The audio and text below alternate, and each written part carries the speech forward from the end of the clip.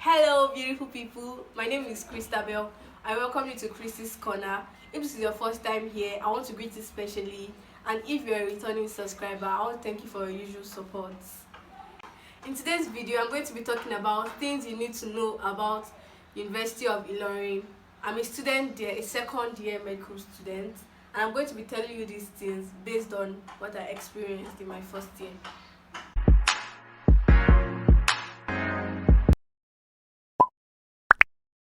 The first thing I'm going to be talking about is dressing. In University of Ilorin, there are certain dress codes that when breached, you are going to be penalized for. Okay, number one, about dressing. Girls are not allowed to wear some tight fitting clothes, and if you are caught wearing them, you'll be taken by the, I think, dress code committee or something like that. Then clothes that have nets, some off-shoulder dresses, some off-shoulder tops, some tops see-through generally. Short skirts are not allowed, like mini short skirts, you understand what I mean? Short skirts, then leggings, and if you have to wear pencil trousers and leggings sometimes, you have to wear tops that cover your buttocks. Concerning hair, they have some rules concerning braids. Your braids are not meant to pass bra length. Buttocks length braids are not really allowed. Then some certain colors too are not allowed. Like you can use color 33, color brown, black. I think the darker shade of wine too is allowed. But flashy colors, you are going to be penalized with a fine, and they can even seize your phone. Then for guys, low cut is only what is allowed. I remember a time that they almost sent one of my classmates back to go and cut his hair before he could write his exam. So it's actually taken really seriously in the school. So about transportation. Okay, bikes are not allowed in the school campus, but keke napeps are used to transport me from one place to another. And they charge us 14 naira for distances that are short. Some people carry 15 naira to some further distance. I know I'm going to College of Health Science, I carry 18 naira.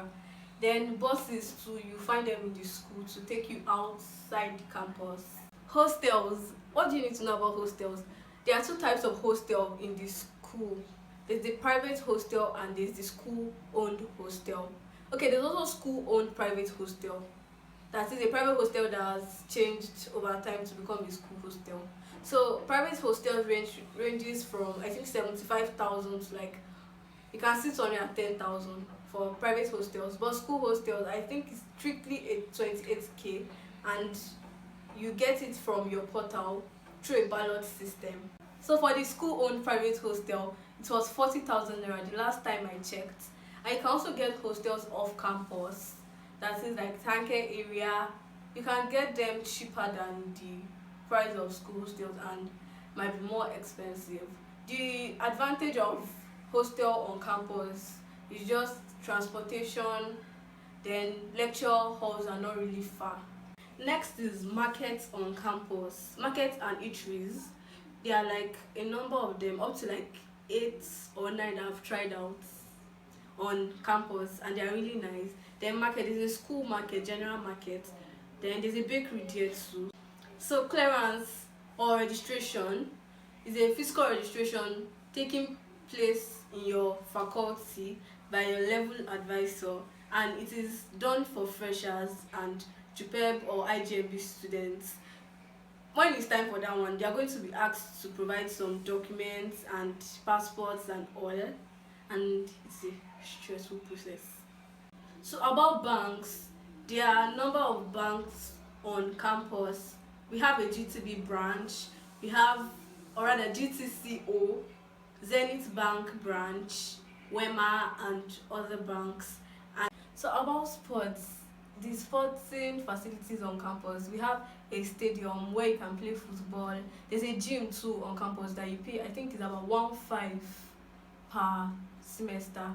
Then there's also Pepsi where people gather to watch football. There's a gaming center too around that Pepsi. So about the lecture halls are usually beside the faculty. So there's a science lecture theater beside chemistry department, some for engineering and all.